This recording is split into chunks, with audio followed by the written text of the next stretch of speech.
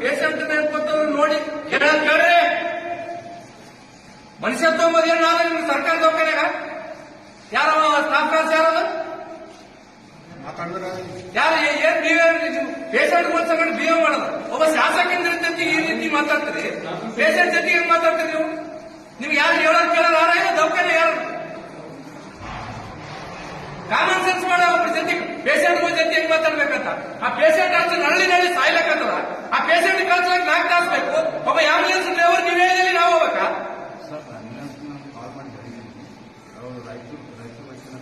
ಗುಲ್ಬರ್ಗ ಅವ್ರು ನಟೋಗ್ಯದ ಅವರು ಕಾಲ್ ಮಾಡಲ್ಲ ಸರ್. ಅವ್ರು ಅಟೆಂಡರ್ ಕೈಲಿ ಕಾಲ್ ಮಾಡ್ತಾರೆ ಸರ್. ಅವ್ರು ಕಾಲ್ ಮಾಡಿಲ್ಲ ಸರ್. ಅವ್ರು ಮುದ್ದಾಂ PS ಅಂತ ಹೇಳ್ಯಾರ ಸರ್. ಅವರು ನೋಡಪ್ಪ, ನಾನು ಒಂದ್ ಹೇಳ್ತೀನಿ ಕೇಳ್ರಿ. ಇಲ್ಲಿ ಸರ್ಕಾರ ದವಾಖಾನೆ ಬರೋರು ಯಾರು ಬರ್ತಾರ? ಶ್ರೀಮಂತರು ಬರ್ತಾರ, ಬಡವರು ಬರ್ತಾರ. ಮತ್ತೆ ಬಡವರು ಬಂದ್ರೆ ಬಡವರು ಸರ್ ನಿಮ್ಗೆ ಆಂಬುಲೆನ್ಸ್ಗೆ ಪ್ರೈವೇಟ್ ಆಂಬುಲೆನ್ಸ್ಗೆ 10,000 ರೂಪಾಯಿ 20,000 ಯಾರು ಕೊಡ್ತಾರ ರೊಕ್ಕ?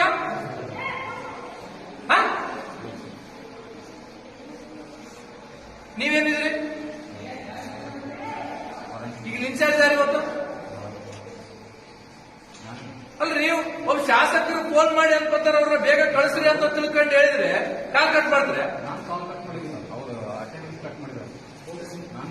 ಯಾರು ನಿಮ್ ಸ್ಟಾಫ್ ನರ್ಸ್ ಯಾರೋ ಇನ್ನೊಬ್ಬ ಯಾರೋ ಇತ್ತಲ್ಲ, ಯಾಕ ಪೇಷಂಟ್ ಜೊತೆಗೆ ಹಿಂಗೆ ಬಿಹೇವ್ ಮಾಡ್ತಾರೆ? ತಗೊಂಡು ದಮ್ಮಾಗಿದೆ ನಿಮ್ ಸರ್ಕಾರ ದವಾಖಾನೆ. ಬಡವರು ರೊಕ್ಕ ಇರೋಕ್ಕಿದ್ರಿ ನೀವು ಇಲ್ಲಿ ಒಂದು ಪೇಷಂಟ್ ಆಂಬುಲೆನ್ಸ್ ಹಾಕಿ ಕಳ್ಸಲಕ್ಕ ಒಂದು ಕ್ಷೇತ್ರದ MLA ಬರ್ಬೇಕಾ? ಜಿಲ್ಲಾ ಕೇಂದ್ರ ಆಸ್ಪತ್ರೆ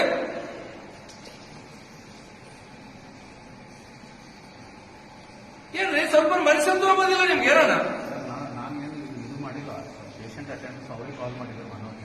ನಾನ್ ಫೋನ್ ಮಾಡಿದ್ಮೇಲೆ ನಿಮ್ ರೆಸ್ಪಾನ್ಸ್ ಏನು?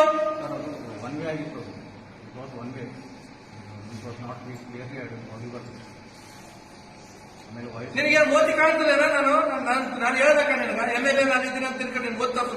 ನಾನು MLA ಇರ್ಲಿ ಬಿಡ್ಲಿ, ಒಬ್ಬ ಸಾಮಾನ್ಯರು ಬಡವರಿಗೆ ಆಂಬುಲೆನ್ಸ್ ಕೊಡ್ಬೇಕಾದ್ರೆ ಜಿಲ್ಲಾ ಆಸ್ಪತ್ರೆಗೆ MLA ಬಂದ್ರೆ ಆಂಬುಲೆನ್ಸ್ ಕೊಡ್ಬೇಕು. ಬಡವರು